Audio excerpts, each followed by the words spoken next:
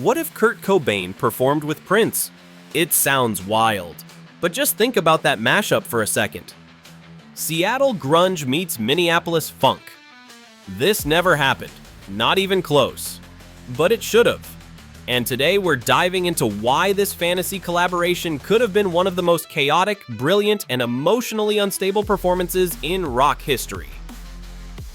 In 90s, on one side you've got Kurt Cobain, and on the other side, Prince. The purple one. Musical genius.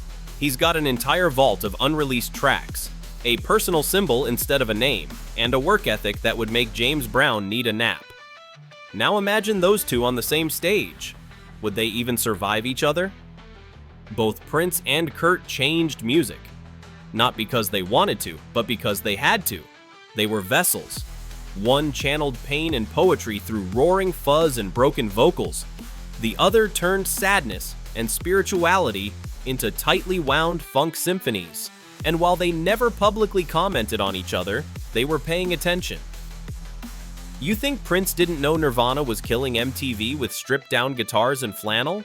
Of course he did. He probably respected it, or at least understood the power of doing the opposite of what the industry expects. Prince and Kurt Cobain were opposites on the surface, but underneath? There's a reason Billy Corgan once said they had the same level of genius.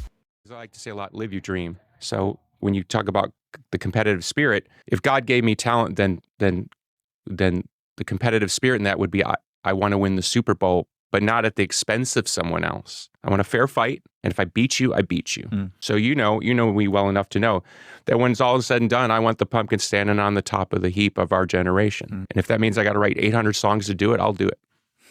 I ain't shy about that.